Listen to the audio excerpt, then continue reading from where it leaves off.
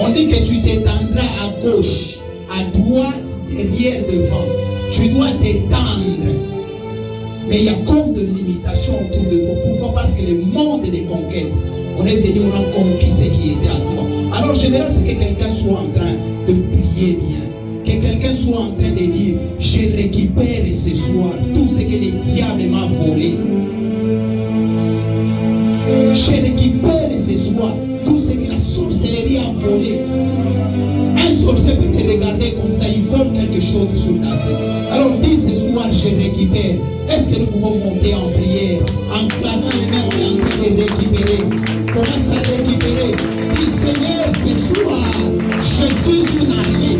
Je suis en train de récupérer tout ce que le diable a volé.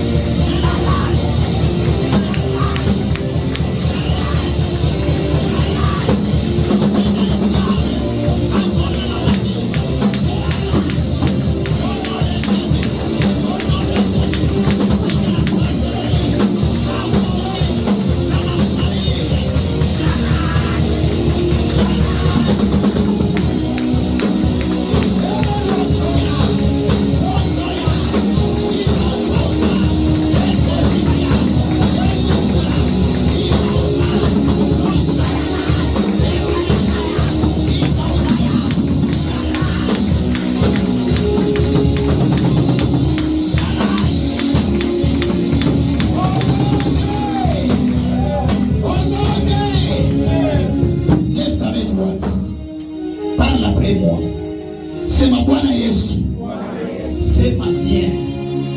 Le monde des ténèbres comprend le langage de la violence. Je pense que notre Père nous a déjà dit ça ici. le monde des ténèbres ne comprend que le langage de la violence. Si tu n'utilises pas la violence, tu ne vas jamais récupérer. Sema Bwana Yesu, magharibi ya leo kupitia jina yako mina rekipere vile vyote ulozi wa kizazi uliiba pa maisha yangu, ujamaa yangu, mina irekipere materitware yote kule mina pasha kufika, mina irekipere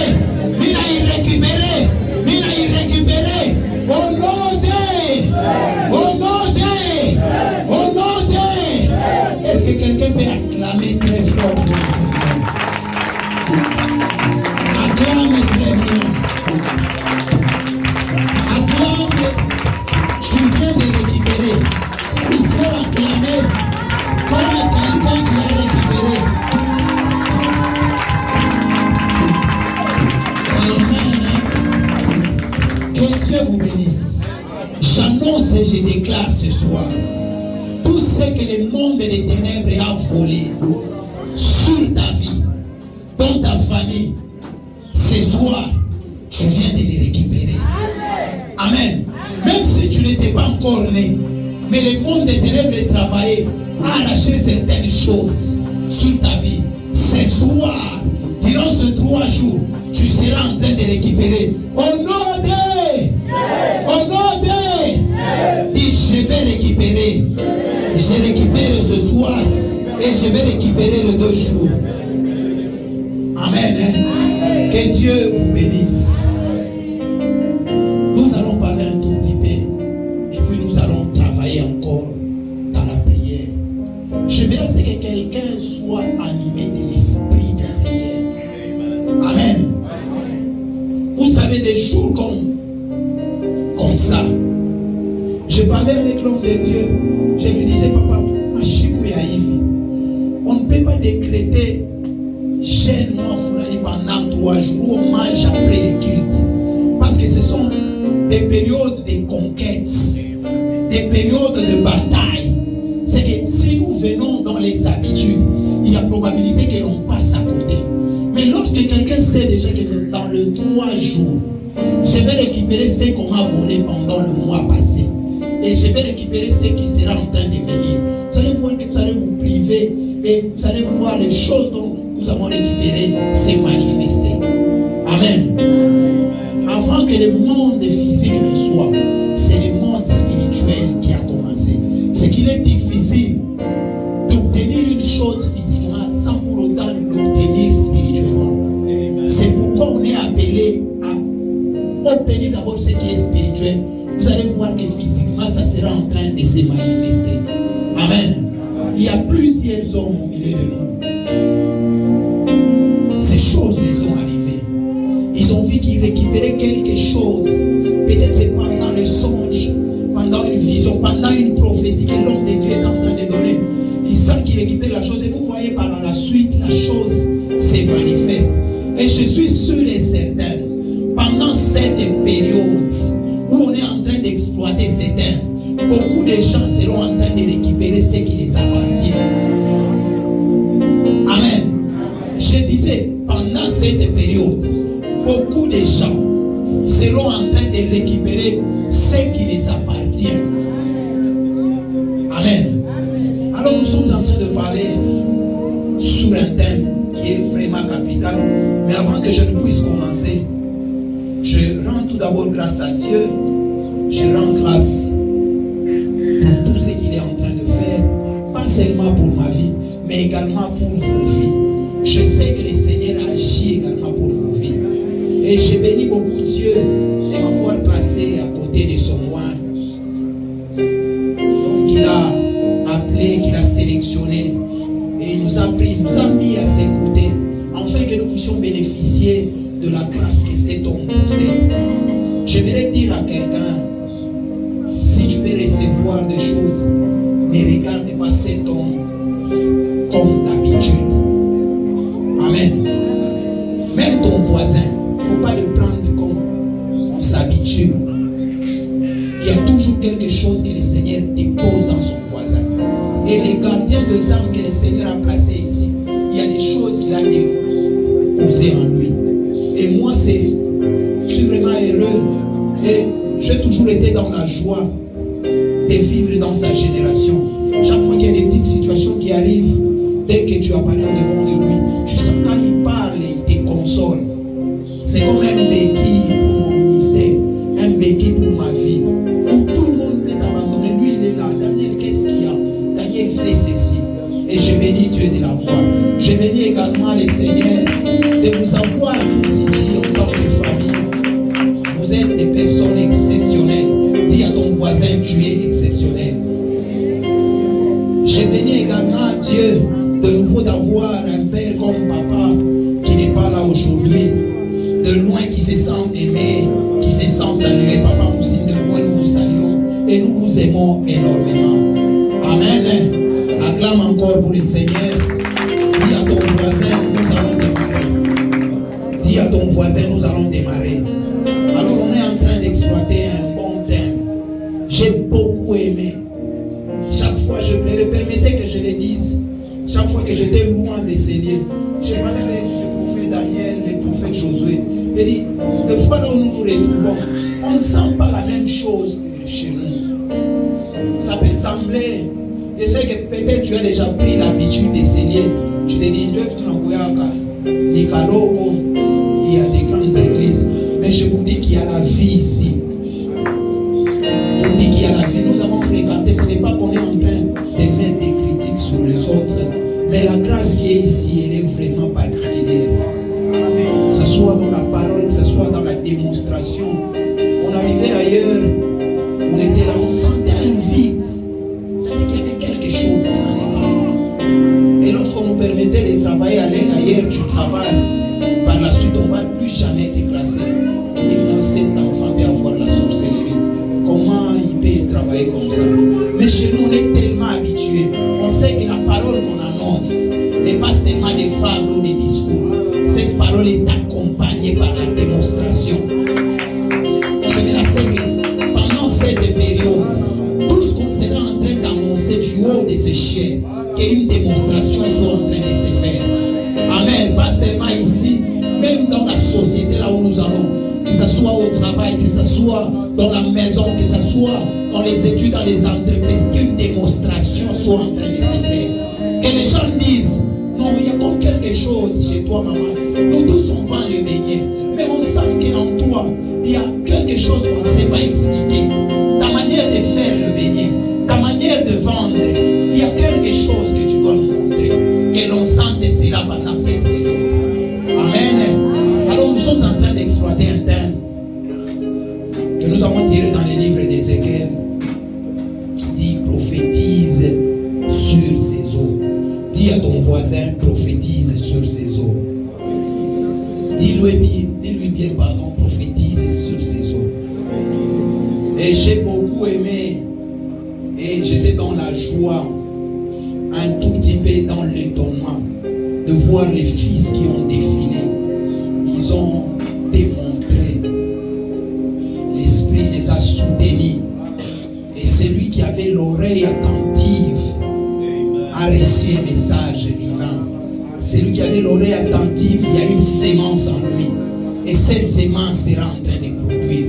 Moi qui vous parle, je suis le premier à recevoir cela. Et dans le jour qui vient, je serai en train de passer devant, témoignant que le message là a produit telle chose dans ma vie. Pas le message que moi je serai en train d'annoncer seulement, mais le message que tous les enfants qui ont décollé ici, ils ont prononcé les paroles. Ça va produire dans ma vie. Et j'aimerais que ça produise aussi dans vos vies.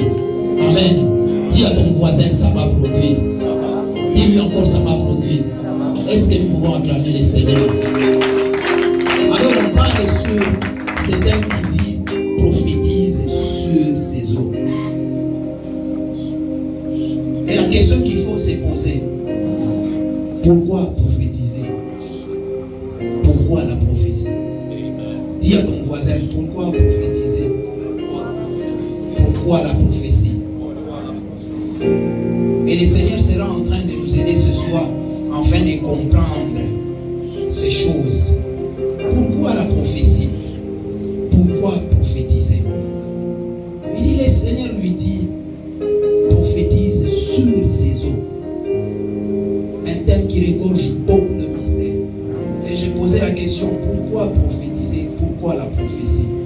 Et j'étais en train de comprendre une chose. Je pense que les gens qui sont passés, ils nous ont défini, ils nous ont montré la prophétie, c'est quoi. Mais moi, j'aimerais amener toujours dans le même angle, mais qui sera un tout petit peu bénéfique pour ta vie et qui va t'aider à comprendre tout ce que les autres étaient en train de dire sur nous. Amen. J'ouvre une parenthèse. Dieu a créé les cieux et la terre. Amen. Il est créé. J'ai toujours été, je ne sais pas les mots que je vais employer. Bon, je vais dire, j'ai toujours été un tout petit peu contre. Pas nécessairement contre, mais on dit très souvent en Swahili, Mishifura Ikiak. Lorsque des fois nous arrivons à dire, il y a des choses que Dieu ne peut pas faire. Amen. Des fois, nous avons l'habitude de dire il y a des choses, des domaines que Dieu ne peut pas faire. Mais je suis en train de vous dire que le Christ qui dit à ses disciples que toutes choses sont permises à Dieu. Aucune chose, Dieu ne peut le faire. C'est que Dieu peut tout faire. Dis à ton voisin, Dieu peut tout faire. C'est dans son amour et dans sa majesté qu'il a créé, il a pris certains domaines, il les a légués. Peut-être à l'homme, peut-être aux anges, mais cela ne veut pas dire qu'il est incapable ou il ne peut pas faire. C'est que Dieu est capable de faire tout. J'étais en train de dire dans le livre de Genèse, nous allons comprendre que Dieu crée toutes ces choses-là qu'on énumère. Il crée la terre, il crée les cieux, il crée. Mais on dit que au 6e jour, Dieu crée un homme. On dit qu'un homme qui lui ressemblait, qui avait son image. Et lorsque Dieu a créé cet homme, c'est à ce moment-là qu'il a fait quoi? Il a commencé à se reposer. Et la question qu'on doit se poser, pourquoi Dieu s'est reposé quand il a créé l'homme? Dis à ton voisin, pourquoi Dieu s'est reposé? Dieu s'était reposé parce qu'il avait créé un autre Dieu. Tel que tu es là, tu es un Dieu. C'est pourquoi les petites puissances, que ce soit des puissances territoriales, que ce soit des puissances du village, des fois, ces puissances-là nous font tomber parce que nous ne nous connaissons pas. Tu es un Dieu. Dis à ton voisin, je suis un Dieu. Un Dieu ne peut engendrer un humain. Amen. La poule ne peut pas engendrer les canards. Si c'est Dieu qui nous a engendrés, nous sommes des dieux. C'est pourquoi quand on est en train de parler de la généalogie d'Adam, on dit Adam fils de... Nous venons de chez qui? Nous sommes des dieux. C'est qu'à partir d'aujourd'hui, vois-toi comme un Dieu, parce que tu appartiens à Dieu. Tu es un enfant de Dieu. Lorsque l'Église va comprendre cette dimension, disant que moi aussi, je suis un Dieu sur la terre, pas par mes efforts, pas parce que j'ai un mérite, mais parce que c'est lui qui m'a engendré. C'est un Dieu. Amen. Est-ce qu'un Dieu peut acclamer? Amen. Vous êtes des dieux, mais pourquoi vous mourrez comme des humains? Les humains, ce sont ceux-là qui n'ont pas encore accepté le Seigneur. Nous qui l'avons accepté, nous qui sommes retournés à la source, nous sommes des dieux. C'est pourquoi je suis en train de déclarer ce soir, lorsque nous serons en train de faire les retours dans nos maisons, dans nos familles, cette petite sorcellerie qui gérait les quartiers sera en train de trembler devant toi, parce que tu es un Dieu. Amen. Et lorsqu'il a créé l'homme, on On dit que Dieu s'est reposé. Pourquoi il s'est reposé? Parce qu'il a créé un Dieu. Il a laissé ses dieux gérer. C'est cet homme d'Adam. Et moi, quand j'étudie beaucoup la parole de Dieu, moi je me dis souvent que c'est vrai que la théologie, on dit que non, le sabbat, c'est le 7e jour, le jour, le repos, Dieu se reposa. Moi j'ai toujours dit, le repos de Dieu c'est toi, le repos de Dieu c'est moi. Pose la question, pourquoi? Parce que le jour où Dieu t'a créé, il s'est reposé parce que c'est toi qui as assuré son repos. Amen. C'est nous qui sommes le repos de Dieu. Quand il nous a créé, il s'est reposé. Il a dit que j'ai créé un Dieu. Il va diriger. Et lorsque vous lisez la vie d'Adam, des fois nous la lisons très vite. Vous allez comprendre que ce n'était pas une personne ou ce n'était pas un être ordinaire. Pose-toi la question. Comment il pouvait donner à tous les animaux les noms? Quelle capacité cérébrale, quelle capacité à nommer tous les animaux? Et il y a un livre qu'on lisait avec l'homme de Dieu. On dit, quand il donnait un nom à un animal, l'animal prenait directement les caractères qu'il a aujourd'hui. Donc quand il disait que celui-ci c'est un lion, les lions prennent directement les caractères des lions. Celui-ci c'est les chats. Les chats prennent directement les caractères des chats. Pourquoi? Parce qu'un Dieu était en train de parler et un caractère est venu. J'aimerais c'est que ce soir, quand tu seras en train d'élever ta voix, afin de dire quelque chose, que la chose se manifeste. Parce que tu n'es pas un être ordinaire, tu es un Dieu.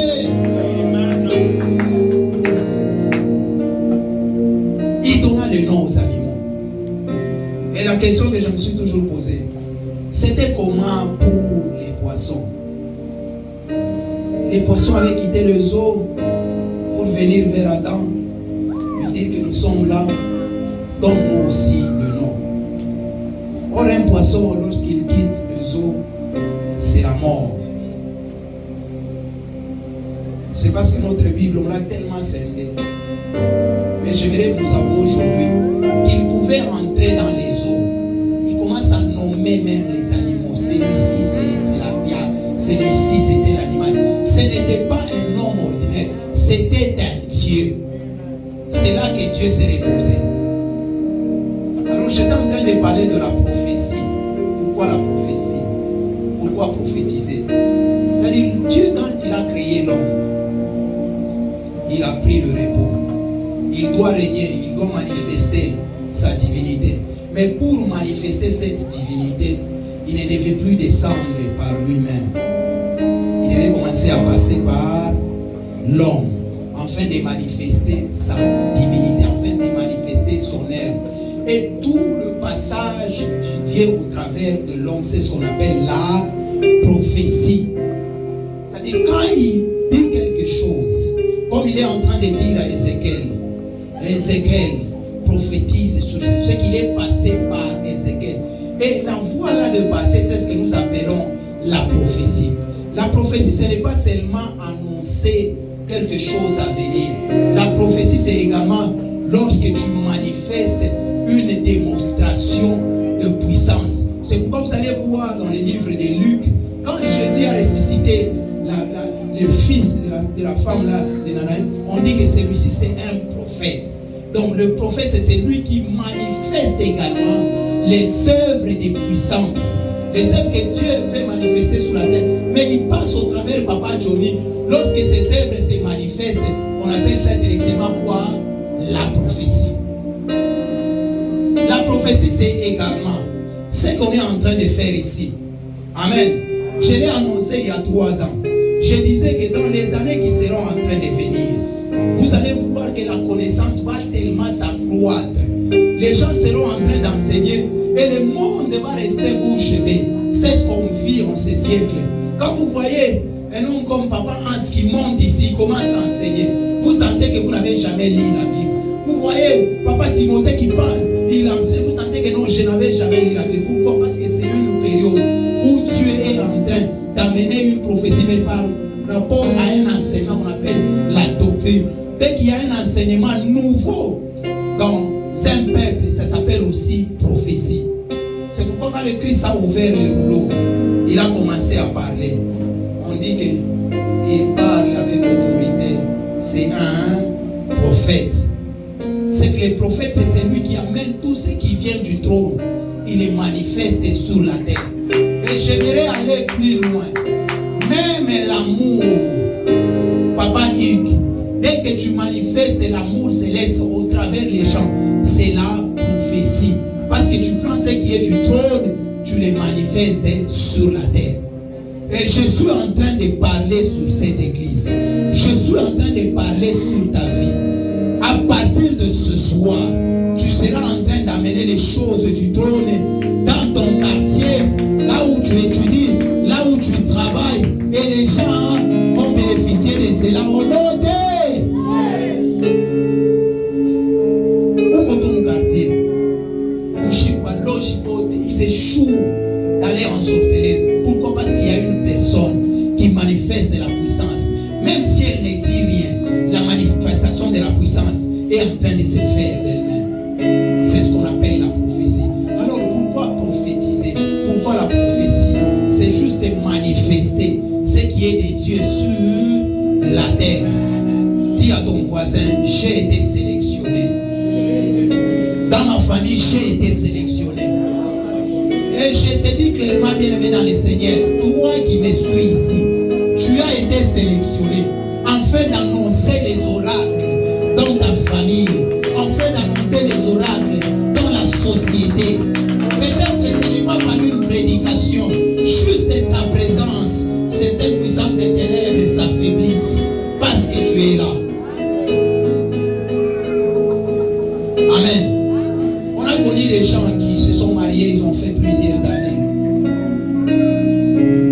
Ils ont souffert. Mais lorsqu'ils ont croisé l'homme de Dieu, la manifestation de choses d'en haut s'est faite et la souffrance s'est arrêtée. Alors je parle à quelqu'un qui souffre ce soir. Je dis que ces temps annonce la fin de tes souffrances. Tu vas dominer sur la souffrance. Tu vas dominer sur les difficultés. Laisse les gens parler. Toi, focalise-toi. Toi, dis-toi que moi, je suis la voie par laquelle le Seigneur sera en train de passer afin de manifester ce que nous appelons la prophétie. Amen. Et j'aime une très grande dimension du prophétique. C'est lorsque la personne elle-même devient le message. Amen.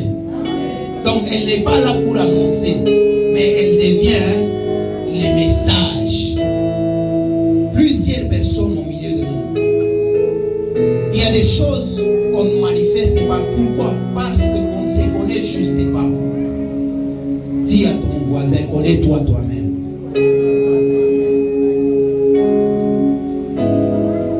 La parole de Dieu est en train de dire, mon peuple périt faute de connaissance.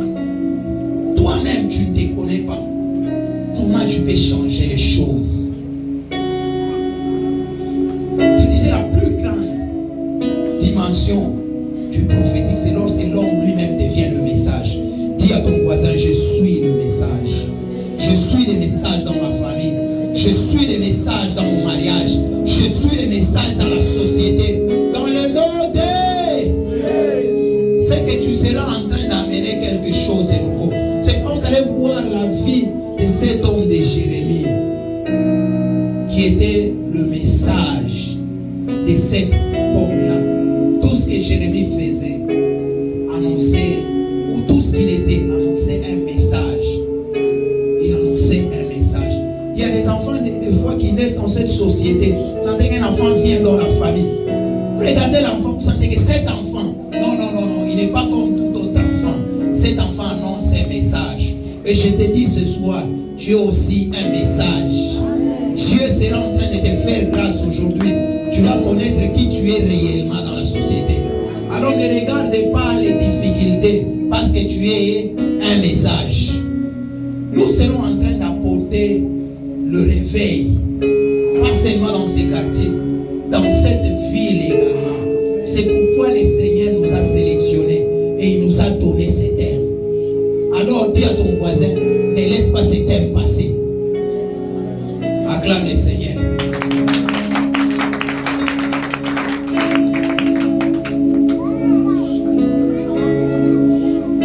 Nous sommes dans une période que j'ai toujours dit où la puissance du ténèbre est en train de prendre de l'ampleur, est en train de s'élever. Pourquoi la puissance du ténèbre s'élève comme à l'époque d'Élie? Parce qu'il y a un Élie qui est en train de se réveiller également. Et Élie, c'est toi. Les prophètes, c'est toi. C'est pourquoi tu sens dans les quartiers, il y a comme quelque chose, comme une puissance du ténèbre là. Ce n'est pour rien, ne fouille même pas les quartiers. Pourquoi? Parce que toi, tu es là, tu es Élie. Amen. Dis, je suis Élie. Il dit, prophétise sur ces eaux. Et lorsque nous lisons dans le livre de Ézéchiel, le passage que nous sommes en train d'exploiter, qui dit, la main de l'Éternel fit sur moi. C'est le premier verset. Il dit que la main de l'Éternel fit sur moi. Et cette main me transporta. Vous savez, la Bible, telle qu'on l'a écrit, on n'a pas écrit dans notre langue. La Bible, on l'a écrit en hébreu et en latin. Amen. Il y a l'hébreu, l'araméen et le latin. C'est comme ça qu'on a écrit la Bible. Alors, les gens qui ont traduit la Bible en français, en anglais, ils ont essayé. Ils ont fait un effort d'essayer que les mots soient sans âme, que la Bible ait au moins le sens. Mais il y a des fois certains mots qui échappent, où il faut creuser. C'est là que Papa Josué nous a toujours dit de la méditation. Donc tu médites sur les passages. Et quand je méditais sur ces passages, la main de l'Éternel fut sur moi. Et cette main me transporta. On est en train de parler de la main. Dis à ton voisin la main. Dis ce soir, nous allons exploiter la main. Dis-le-lui bien ce soir. Nous allons exploiter la main de l'Éternel. On dit que la main de l'Éternel fit sur cet homme. Et cette main l'a transporté jusqu'à aller les déposer dans la vallée. Quand on parle de la main de Dieu, ça semble une phrase simple, mais ça regorge beaucoup de mystères. Vous allez voir les gens qui lisent fréquemment la Bible, ils vont comprendre qu'il y a plusieurs passages. Plusieurs passages qui parlent de la main de Dieu. C'est que ce n'est pas une chose au hasard, ou juste pour embellir les textes, compose la main de l'Éternel fit sur moi. Dis à ton voisin, ce soir, la main de l'Éternel va être sur moi. Dis-le bien, ce soir, la main de l'Éternel va être sur moi. Et en hébreu, lorsqu'on écrivait en araméen ancien, c'est comme le livre d'Ézéchiel, on a écrit plus en araméen. D'ailleurs, il est yabo, pas moderne, il est yabo. Et chaque lettre là-bas a une signification numérique. Quand on parle de la main, on dit c'est yod. On dit la main de l'Éternel, on parle de yod, qui est le 10e lettre dans l'alphabet. Et qui a une signification énorme. Fils sur cet homme d'Ézéchiel, yod, fils sur lui. Et yod, ça démontre également la puissance. Ce qu'on appelle le dunamis était sur cet homme d'Ézéchiel. Et si le dunamis est sur ta vie, c'est que toi qui se retrouves en dessous du dunamis, tu ne seras pas comme toute autre personne. Je suis en train de dire un secret à quelqu'un. Ézéchiel n'a pas seulement prophétisé sur les eaux et les eaux commencent à se rassembler et marcher. Il a subi aussi les conséquences des dunamis. Vous savez, lorsque cette main était sur lui, on dit que la main a fait quoi? Il a transporté. C'est que la puissance des dunamis a le pouvoir de te prendre toi dans l'état où tu te trouves, de t'amener dans un état qui est supérieur. C'est pourquoi vous allez vous rendre compte. Lorsque la main était sur cet homme, la fait quitter dans la dimension charnelle. Parce que la dimension charnelle, c'est la dimension la plus basse dans la création. Et l'a amené dans la dimension qui est spirituelle, qu'on appelle la dimension prophétique.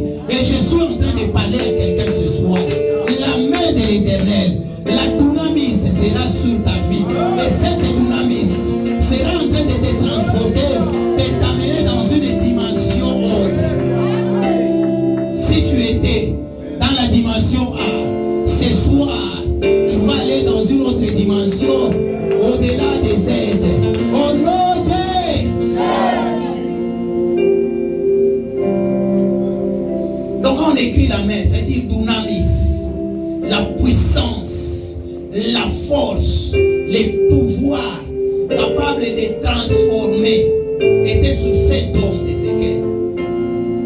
Et il l'a emmené dans la vallée. Ce soir, là où on t'avait lié, si c'est une prison spirituelle, je l'annonce et je décrète que la main de l'Éternel qui sera en train de se déposer sur toi va te faire quitter cette dimension, t'amener dans une autre dimension. Je disais que c'était le 10e alphabet dans la lettre hébraïque. Et ça m'a dit, Bible les a dans la côte. Et ça, Bible les a dans la côte. Mais la Bible, on ne la lit pas comme ça. La Bible a les côtes. La main de l'Éternel, il yode sur ses dons. Mais on dit que c'est le 10e lettre de l'alphabet qui veut tout simplement symboliser également la totalité des commandements. Amen. Qui veut tout simplement dire la totalité des commandements. Pour que la main de l'Éternel soit sur toi, tu dois remplir les 10 commandements. Quelqu'un ne m'a pas compris. Ça, prophète avant ça, je sais que les 10 commandements, tu ne sauras pas les faire. Mais tu vas comprendre là où je t'amène. C'est-à-dire, pour que Yod soit sur toi, il faudrait que les 10 commandements soient total sur ta vie. Les 10 commandements, c'est la force humaine. La force dans l'humanité. C'est-à-dire la personne qui fait un effort pour plaire à Dieu, pour remplir les critères. Et lorsque les efforts arrivent à la fin, Dieu dit que non, celui-ci a réussi. Directement, cette main vient sur toi. Mais il nous est difficile de remplir tous les commandements de Dieu. On dit si nous sommes coupables d'un seul, tous les autres nefs vont faire quoi? Vont tomber. C'est pourquoi nous, Yod ne sera pas sur nous parce qu'on va remplir les 10 commandements.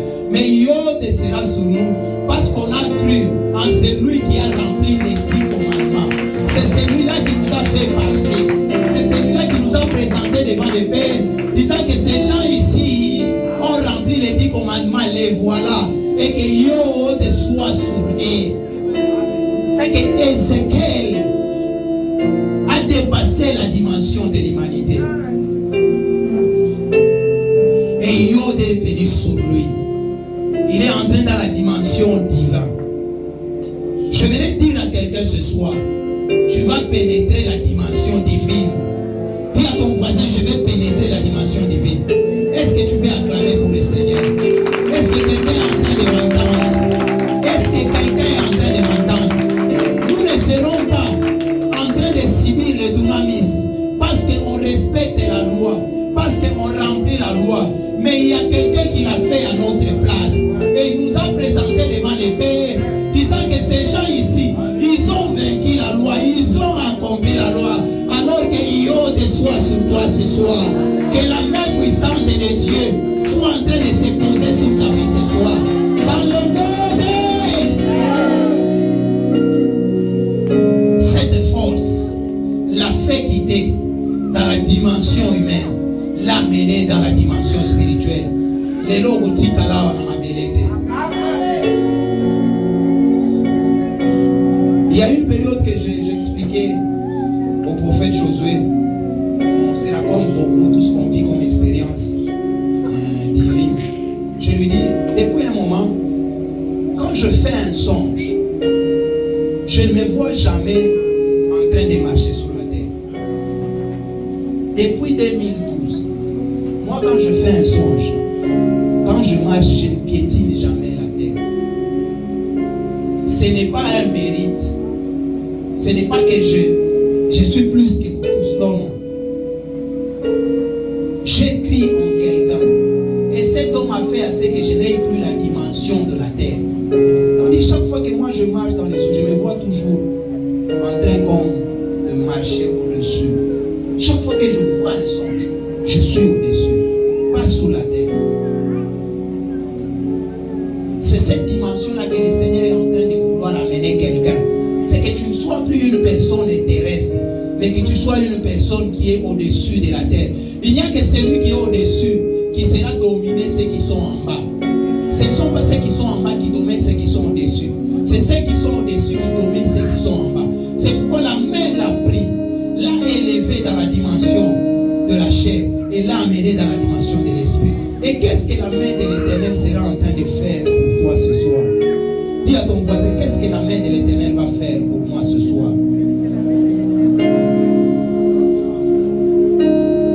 On dit que sur Ézéchiel, cette main était posée. C'est qu'Ézéchiel avait, comme je disais, il a vaincu, il a dépassé les commandements, il est allé au-delà. Et cette main, quand Dieu l'étend, cette main s'étend sur tout. Mais il y a quelque chose qui m'a toujours intrigué. C'est que cette main peut s'étendre aussi sur les méchants, sur les sorciers. Mais ça n'aura pas la même conséquence que sur ta vie. Pose à ton voisin la question, pourquoi ça n'aura pas les mêmes conséquences? Pose-lui la question très bien. Je me répète, je dis que cette main peut s'étendre sur tout le monde. Mais les conséquences ou les effets qu'on va vivre, ça ne sera pas le même. Pourquoi? Nous avons cru en celui qui a accompli les 10 commandements pour nous. Mais les autres, comme ils n'ont pas cru, ils ont renié celui qui a accompli les 10 commandements. Pardon. Cela leur sera difficile. Ça sera comme un jugement. C'est pourquoi vous allez voir l'arche dans la maison d'Israël était en train d'amener la bénédiction, la victoire. Mais lorsque l'arche est partie chez les Philistins, on dit que la main de l'Éternel était sur eux. Mais il y a eu des conséquences mauvaises. Pourquoi ces conséquences mauvaises? Parce que ces gens-là n'avaient pas rempli tout simplement la loi. Ils étaient hors de la loi. C'est pourquoi je suis en train de te dire ce soir, il y a quelque chose qui sera en train de se passer sur cette armée de l'Éternel. Et la chose qui sera en train de se passer, c'est que la main va s'étendre sur la vie. La main va s'étendre sur tout le monde. Mais celles qui ont accompli la loi en Christ, elle sera bénéfique pour eux. Et celles qui n'ont pas encore accompli, en n'ayant pas accepté Jésus comme Seigneur et Sauveur, cette main sera un jugement pour eux. C'est pourquoi les sorciers qui ont toujours ensorcelé, nous sommes en train de déclarer, de décréter que finit sa sorcellerie. La main de l'Éternel est en train de s'étendre.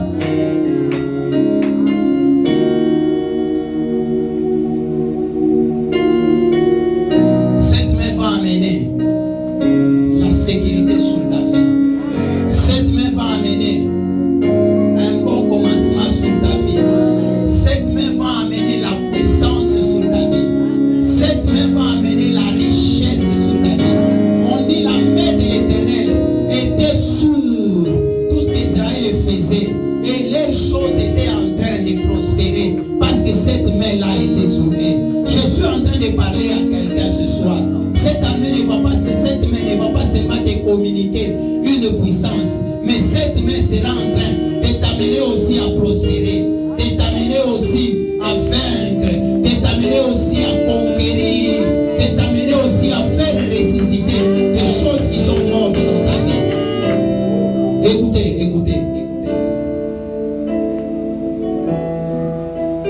Quand je méditais sur ces passages,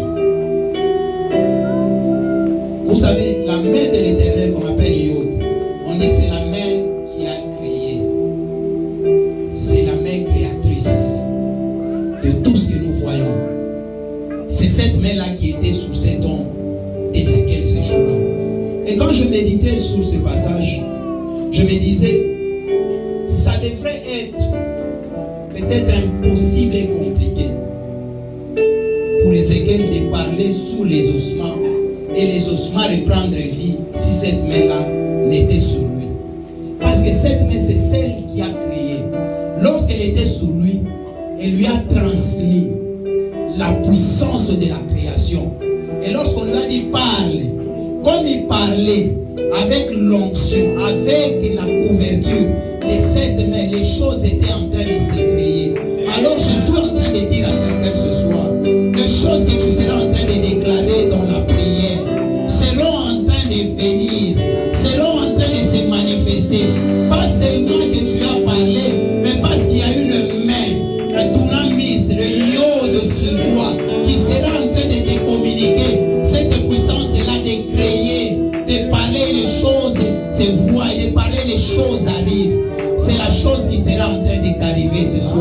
Est-ce que tu peux acclamer le Seigneur? Acclame très bien le Seigneur. Dis à ton voisin dans les combats, la main de l'Éternel va me soutenir. Dis-lui dans le travail, la main de l'Éternel va me soutenir. Dis-lui dans les études, la main de l'Éternel va me soutenir. Dis-lui dans le ministère, la main de l'Éternel sera en train de me soutenir. Est-ce que tu peux te tenir debout? Commence à dire à Dieu, laisse assez que la dunamis soit sur moi ce soir. Commence à crier vers l'Éternel. Dis Seigneur ce soir, laisse assez que ta main soit sur moi ce soir. Parle à Dieu, parle à Dieu, parle à Dieu.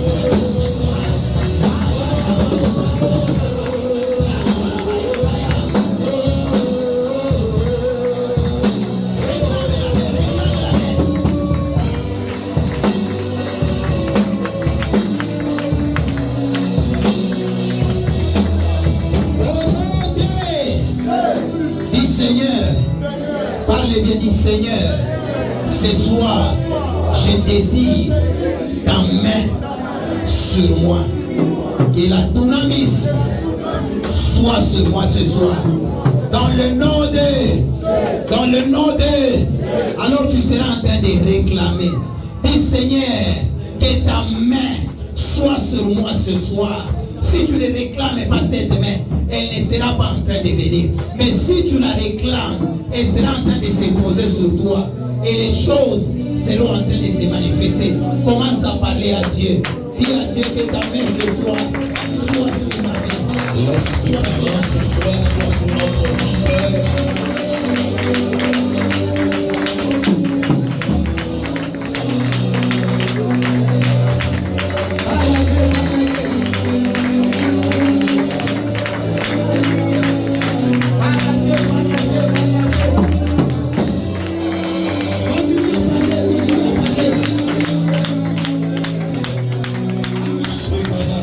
Sacrifice.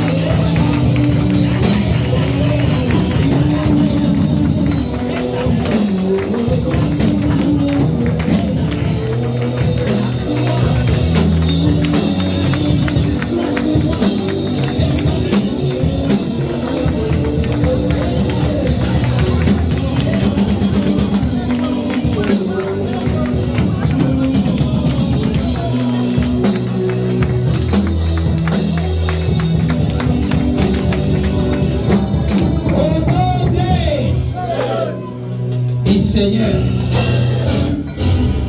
Dis Seigneur, que ta main sur moi commence à faire tomber tout ce qui n'est pas de toi. Qu'un jugement soit en train de s'annoncer dans ma vie, dans ma maison, dans ma famille. Que ta main sur moi commence à juger, commence à faire tomber tout ce qui est ténébreux, commence à faire tomber tout ce qui est ténébreux. Commence à prier le Seigneur. Tu es en train de claquer les mains. Tu dis que ta main sur moi fasse tomber tout ce qui est ténébreux. Commence à parler à Dieu, commence à parler à Dieu. Parle à Dieu, parle à Dieu, parle à Dieu. Parle à Dieu, parle à Dieu.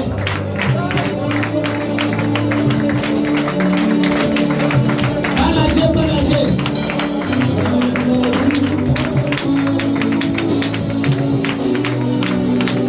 Parle à Dieu, parle à Dieu.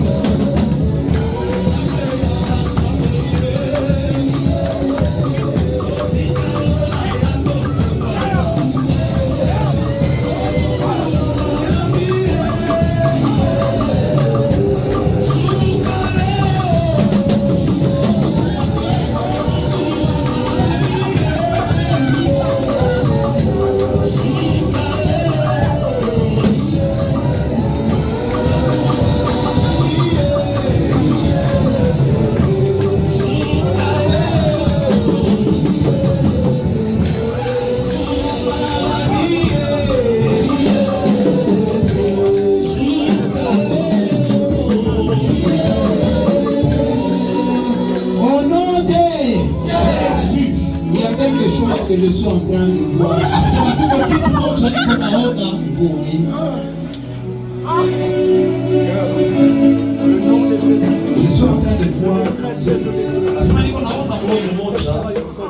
on a un arbre qu'on a coupé. Mais cet arbre commence à pousser par la force.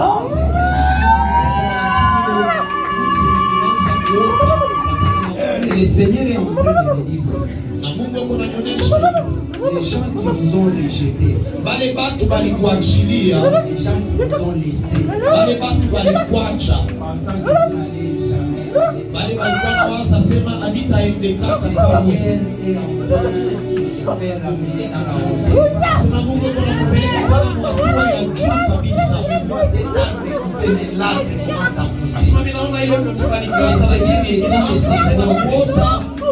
C'est que le Seigneur sera en train d'amener les choses. Même celles-là qui vous ont rejeté seront en train de venir s'abriter. Est-ce que nous pouvons lever nos mains dans la salle?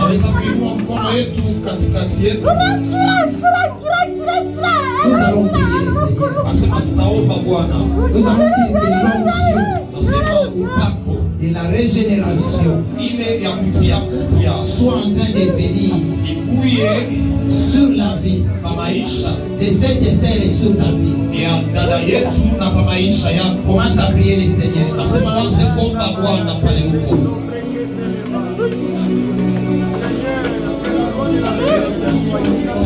Commence à déclarer que l'onction de la régénération vient sur ta vie.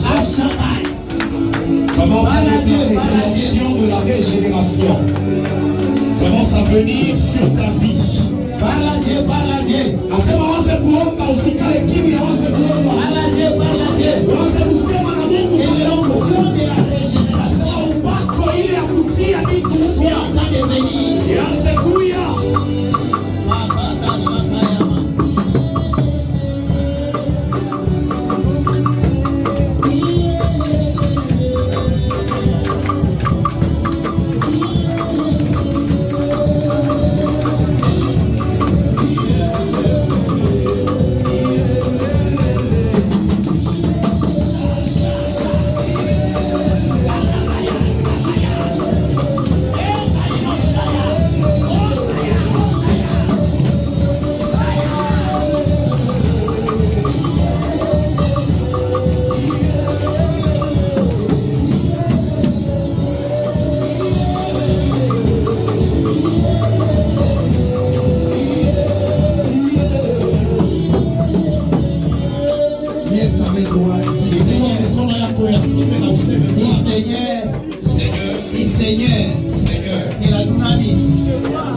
Sois sur moi. Il y a quelque chose que je suis en train de voir. Maman là au fond.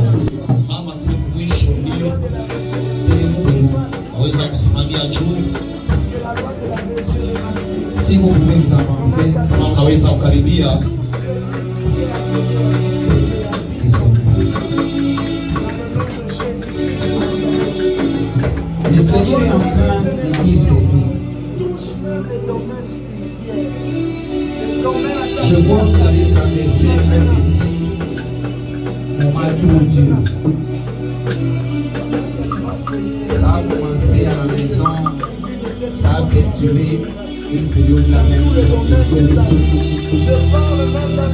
Et je vois ce combat-là qui est en train de quitter, d'aller dans le monde. Je dis ça a touché comme les finances, ça a touché comme les enfants. J'ai vu ça commence à toucher comme votre sang. Je vois que dans une période, vous êtes en train de souffrir la santé des enfants. Mais le Seigneur est en train de me dire que c'est la fin de ces choses. Et le signe que le Seigneur est en train d'amener, ça sera votre guérison. Vous allez vous rétablir complètement. Amen. Pendant que je vous regardais là-bas, j'ai vu beaucoup de combats venir sur vous. Qui a commencé comme un mariage,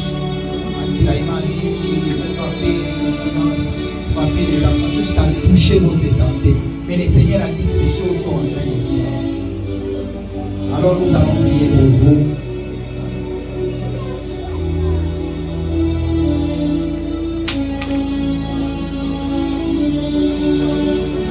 Est-ce que tu peux commencer à prier également là où tu es? S'il y avait une maladie qui était en train de tourmenter ta vie, prophétise et déclare la restauration, la guérison. Est-ce que tu peux commencer à élever ta voix et parler au Seigneur? Est-ce que tu peux parler là où tu es? Élève ta voix et parle à Dieu. Élève ta voix et parle à Dieu.